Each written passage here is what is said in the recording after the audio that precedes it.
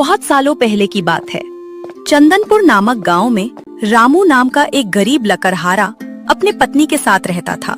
रामू के घर में बूढ़ा बाप, बीमार माँ और उसकी एक बेटी थी। रामू रोज जंगल से लकड़ी काटता है और उसे बाजार में बेचकर किसी तरह घर का खर्चा चलाता था। लेकिन अक्सर उसके पास इतना भी पैसा नहीं होता था कि सबका पेट भर सके। रामू हर दिन की तरह जंगल से अपने घर आया।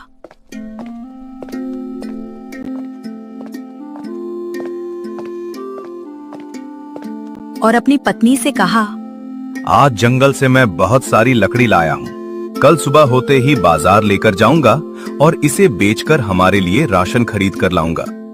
हाँ जी, लेकिन आज आप बहुत थक गए हैं। आप हाथ मुंह धो लो और मैं आपके लिए खाना लेकर आती हूँ। इसके बाद रामू की पत्नी ने रामू को खाना दिया।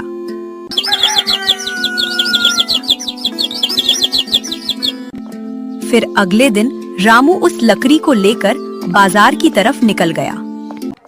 थोड़ी देर बाद बाजार पहुंच गया और लकड़ी बेचने लगा। लकड़ी ले लो, लकड़ी ले लो, सूखी लकड़ी ले लो, लकड़ी ले लो, लकड़ी ले लो, सूखी लकड़ी ले लो। इसी तरह रामू ने सुबह से शाम तक लकड़ी बेचने की कोशिश की, लेकिन वो कुछ ही लकड़ी बेच पाया और इससे जो भी पैसे मिले रामू उन पैसों से राशन खरीदकर अपने घर लौटने लगा। अरे भगवान, आज भी दिन भर लकड़ी बेची, लेकिन बस 2-4 सिक्के ही हाथ आए। इतने में तो घर वालों को भरपेट खिलाना भी मुश्किल है। थोड़ी देर बाद रामू घर पहुंच गया और अपनी पत्नी से कहा, अरे सुन रही हो, कहाँ चली गई? हाँ जी, आ रही हूँ। क्या है बताओ? ये लो, राशन खरीद कर लाया हूँ। इतनी कम? ये तो आज ही खत्म हो जाएगा। कल हम क्या खाएंगे? आज बहुत कम लकड़ी बिकी है, इसलिए जो पैसा मिला था उससे इतना ही राशन मिला। इतना कहते ही रामू की बेटी रिया वहाँ आ गई और बोली, पिताजी, हमारी मैडम ने कहा है परसों तक स्कूल की फीस जमा करनी होगी, नहीं तो मुझे परीक्षा में बैठने नहीं दिया जाएगा। हाँ बेटी, मैं कल ही तुम्हारे लिए पैसे का इंतजाम कर दूंगा। ठीक है पिताजी। इतना कहकर रिया अपने कमरे में चली गई। फिर रामू ने अपनी पत्नी से कहा, कल मैं सुबह होते ही लकड़ी को लेकर बाजार जाऊंगा और इसे बेचकर हमारी बेटी का स्कूल का पैसा दे दूंगा। और रामू भी हर दिन की तरह लकड़ी लेकर बाजार की तरफ निकल पड़ा। बाजार पहुंचकर सुबह से शाम तक लकड़ी बेचने की कोशिश की, लेकिन आज भी थोड़ी ही लकड़ी बेच पाया। रामू बहुत निराश था। मायूसी के साथ वो राशन की दुकान गया और लकड़ी बेचकर जो भी उसे पैसे मिले थे उससे दाल चावल खरीद कर ले आया और अपनी पत्नी के हाथ में देकर बोला, आज भी बस इतना ही मिला है, इसी से ही काम चलाना पड़ेगा। पता नहीं हमने पिछले जन्म में क्या पाप किए थे जो इस जन्म में उसकी सजा मिल रही है हमारे साथ ही। ऐसा क्यों होता है और कब तक ऐसा आधा पेट खाना खाकर दिन गुजारना पड़ेगा? रामू ने थोड़ी देर सोचा और बोला, ओ जी, मैं सोच रहा हूँ कल मैं बाजार जाकर कोई काम ढूंढूंगा। ये लकड़ी बेचकर हमारे 2 वक्त का खाना भी अच्छे से नसीब नहीं हो रहा है और हमारी बेटी भी तो बड़ी हो रही है, उसका पढ़ाई का खर्चा भी तो चाहिए ना। इसीलिए मैंने बाजार में कोई दूसरा काम करने का फैसला किया है। हाँ जी, जो आपको ठीक लगे। अगले दिन सुबह रामू काम ढूंढने के लिए बाजार की तरफ निकल पड़ता है। रामू ने सारा दिन तक काम ढूंढा, लेकिन रामू को काम नहीं मिला। रामू भारी कदमों से उदास होकर गांव लौट रहा था। रास्ते में वह एक जंगल से होकर गुजर रहा था। तभी अचानक उसे एक करुण स्वर सुनाई दिया, बचाओ, बचाओ, कोई है जो मेरी आवाज सुन रहा है? पहले तो रामू को समझ नहीं आया कि आवाज कहाँ से आ रही है। बचाओ, बचाओ, कोई है जो मेरी आवाज सुन रहा है? दूसरी बार जब रामू ने आवाज सुनी तो उसने अपने मन ही मन कहा, कोई भूत प्रेत तो नहीं है? मुझे थोड़ा डर लग रहा है। अगर मुझे मार दिया तो मेरे परिवार का क्या होगा? लेकिन जो भी है, वहां जाकर एक बार देखता हूँ। फिर रामू तेजी से उस दिशा की ओर जाने लगा जहां से आवाज आ रही थी। वहां पहुंचते ही उसकी आंखें फटी की फटी रह गईं। एक विशाल पेड़ के नीचे एक सुंदर पक्षी लहूलुहान पड़ा था। उसका पंख बुरी तरह टूट चुका था और वह दर्द के मारे तड़प रहा था। अरे रे बेचारी चिड़िया, कैसे हुई तुम्हारी ये हालत? डरो मत, घबराओ नहीं नन्ही चिड़िया, मैं तुम्हें कुछ नहीं होने दूंगा, मैं तुम्हें बचाऊंगा। जैसे ही रामू के ममता भरे हाथों ने उस चिड़िया को छुआ, एक तेज सुनहरी रोशनी चारों ओर फैल गई। देखते ही देखते वो घायल पक्षी एक दिव्य और अत्यंत सुंदर परी में बदल गई। आप कौन हो?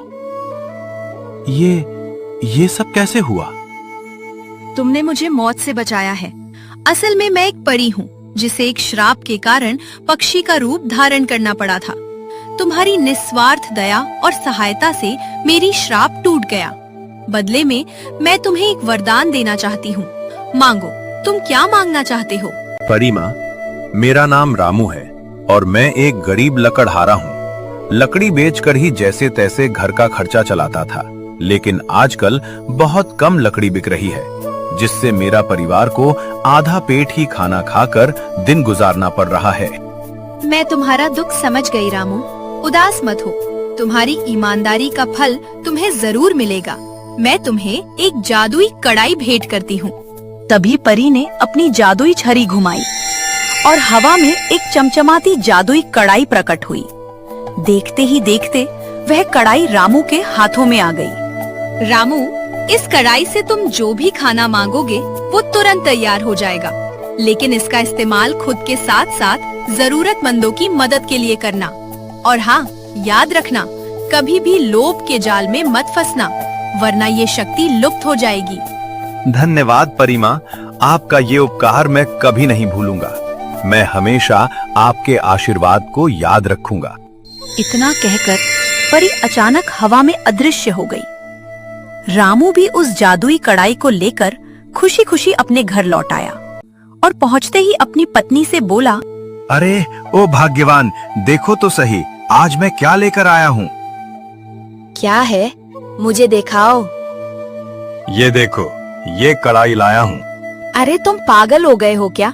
भला इस कड़ाई से हमारा पेट धरेगा क्या? कड़ाई तो हमारे पास पहले से ही है ना। इसके बदले तुम राशन ला सकते थे। अरे पहले तुम मेरी बात तो सुनो। फिर रामू ने परी के मिलने और उस जादुई कड़ाई के बारे में सारी बात विस्तार से बताई। चलो मान लिया, इस जादुई कड़ाई से हमें खाना मिल जाएगा, लेकिन पैसा कहाँ से आएगा? घर की बाकी जरूरतें कैसे पूरी होंगी? मैंने सोचा है, हम इस जादुई कड़ाई से रोज ताजा समोसे, गर्मा गर्म पूड़ी, तरह तरह की मिठाइयाँ और बहुत सारी चीजें बनाएंगे। बाजार में इन सबको बेचकर जो पैसा मिलेगा उससे हमारा घर भी चलेगा और बच्चों की स्कूल की पैसा भी भरेंगे। मुझे तो अभी भी यकीन नहीं हो रहा। क्या सच में इस जादुई कड़ाई से जो मांगेंगे वो तैयार हो जाएगा? ओ जी, एक बार कुछ मांग कर देखो ना। तभी रामू ने उस जादुई कड़ाई को चूल्हे के ऊपर रखा और बोला, जादुई कड़ाई, गर्मा गर्म स्वादिष्ट मिठाई बना दो एक कड़ाई। इतना कहते ही कड़ाई मिठाई से भर गई। हाँ जी, ये जादुई कड़ाई तो सच में काम कर रहा है। इसके बाद रामू ने अपने परिवार के लिए ढेर सारा स्वादिष्ट खाना मांगा और उस रात पूरे परिवार ने भरपेट खाना खाया और बहुत दिनों बाद सब लोग सुकून की नींद सोए। रामू ने अगले दिन बाजार में उसी जादुई कड़ाई से बने गर्मा गर्म खाने की दुकान लगाई।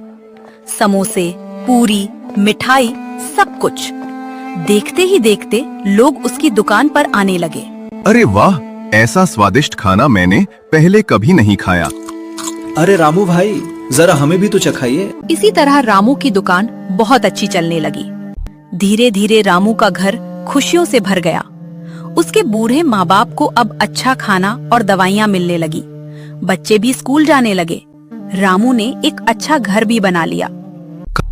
लेकिन गांव का एक युवक हरि रामू की तरक्की से जलने लगा। कल मैं भी रामू की दुकान पर जाऊंगा और उसका खाना खाकर देखूंगा।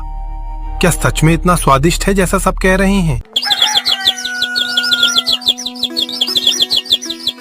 अगले दिन बाजार में हमेशा की तरह भीड़ जुटने लगी थी और रामू भी अपनी दुकान पर बड़े प्यार से सबको खाना खिला रहा था और उसके चेहरे पर एक सुकून भरी मुस्कान थी। रामू भाई, मुझे 5 समोसे पैक कर दो। ठीक है बहन, अभी पैक कर देता हूँ। तभी हरि भी रामू की दुकान पर आ पहुंचा। ओ रामू, जरा मुझे भी तो 2 समोसे चखाओ। मैंने सुना है तुम बहुत स्वादिष्ट चीजें बनाते हो। हाँ हरि भाई, अभी देता हूँ। हाँ रामू भाई, मानना पड़ेगा, स्वाद तो बहुत अच्छा है। हरि ने समोसे खाते खाते मन ही मन सोचा, ये कैसे हो गया? कल तक यही रामू भूखा घूमता था और आज इसकी दुकान पर इतनी भीड़ है। जरूर इसके पास कोई जादुई शक्ति है। मुझे ये रहस्य जानना ही होगा। इसी तरह कुछ दिन बीत गए। रामू की दुकान तो बहुत अच्छी चल रही थी, लेकिन हरि के मन में रामू की तरक्की को लेकर शक गहरा होता जा रहा था। एक शाम जब बाजार बंद हो रहा था, हरि ने चुपके से रामू का पीछा किया। रामू जैसे ही घर पहुंचा, वो अगले दिन के लिए मिठाई बनाने की तैयारी करने लगा और बाहर खिड़की के पास खड़ा हरि ने सब कुछ देख रहा था। जादुई कढ़ाई, जादुई कढ़ाई, गर्मा गर्म स्वादिष्ट समोसे बना दो एक कढ़ाई। जादुई कढ़ाई, जादुई कढ़ाई, गर्मा गर्म स्वादिष्ट मिठाई बना दो एक कढ़ाई।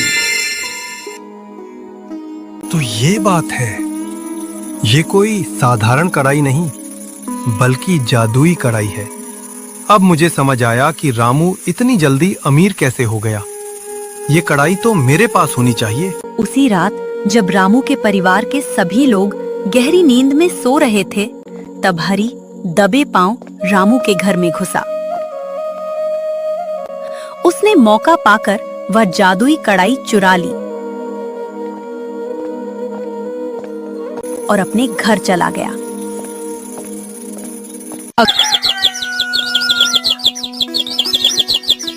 अगले दिन सुबह उठकर रामू ने देखा कि कढ़ाई अपनी जगह पर नहीं थी। रामू बहुत चिंतित हो गया, क्योंकि वही कढ़ाई से ही उसका घर चल रहा था। थोड़ी देर बाद रामू गांव के मुखिया के पास गया और उनको चोरी के बारे में बताया। और इधर हरि ने उसी जादुई कढ़ाई को लेकर बाजार में अपनी दुकान लगा ली। अब देखो मेरा जलवा, आज से इस गांव का सबसे अमीर आदमी मैं बनूंगा। आओ आओ भाइयों बहनों, आज से मेरे दुकान पर इस बाजार का सबसे स्वादिष्ट खाना मिलेगा। आओ आओ भाइयों बहनों, गर्मा गर्म समोसे, मिठाइयाँ सब कुछ मिलेगा। इसी तरह हरि ने अपनी दुकान पर भीड़ जुटाने लगा, लेकिन रामू की उस जादुई कढ़ाई को पाकर उसकी खुशी 7वें आसमान पर था।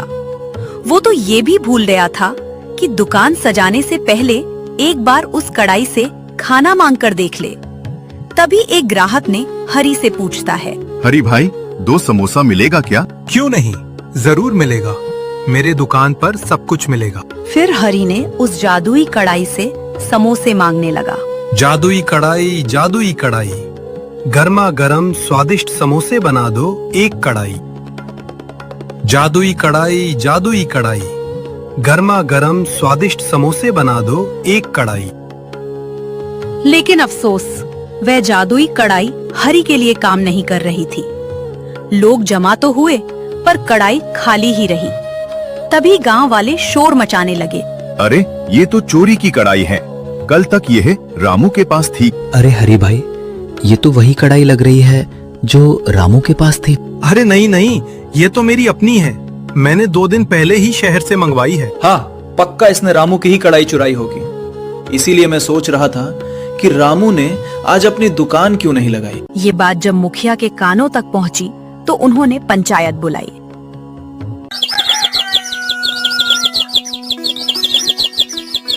हरी, क्या तुमने रामू की कढ़ाई चुराई है? नहीं मुखिया जी, ये कढ़ाई को मैंने 3 दिन पहले ही शहर से मंगवाई है। हरी, अब झूठ बोलने की कोशिश मत करना। खबर मिली है कि कल आधी रात को तुम्हें रामू के घर से वो कढ़ाई हाथ में लेकर निकलते देखा गया है। सच सच बताओ, क्या तुमने ही चोरी की है? हाँ मुखिया जी, मैंने ही चोरी की है। मुझसे बहुत बड़ी भूल हो गई। जलन ने मेरी आंखों पर पर्दा डाल दिया था। मुझे माफ कर दीजिए। नहीं मुखिया जी, इसे सख्त सजा मिलनी चाहिए। हाँ, इसे सख्त सजा मिलनी चाहिए, जिससे दोबारा चोरी करने से पहले 100 बार सोचे। रामू, अब तुम ही बताओ, हरी को क्या सजा दी जाए? रामू के पास मौका था कि वह हरी को सजा दिलवाता, लेकिन उसने अपनी महानता और बड़े दिल का परिचय दिया। नहीं मुखिया जी, हरी से गलती तो हुई है, पर उसे एक और मौका दीजिए। और हाँ, सबसे बड़ी बात, हरी को अपनी गलती का एहसास हुआ है। हरी, बस तुम वादा करो कि अब जलन छोड़कर मेहनत का रास्ता अपनाओगे। हाँ रामू, मैं कसम खाता हूँ, आज मेरी आंखें खुल गई हैं। मैं अब कभी किसी का बुरा नहीं सोचूंगा। अब उदास मत हो हरी, मैं चाहता हूँ कि तुम मेरे साथ मिलकर काम करो। हम दोनों मिलकर मेहनत करेंगे और गांव के गरीबों को भी खाना खिलाएंगे। रामू, तुम सचमुच बहुत बड़े दिल वाले हो। गांव वाले रामू की उदारता देखकर दंग रह गए।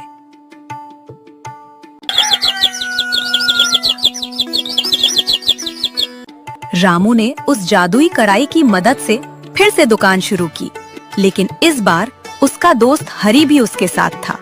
धीरे धीरे गांव से गरीबी और भूख पूरी तरह मिट गई।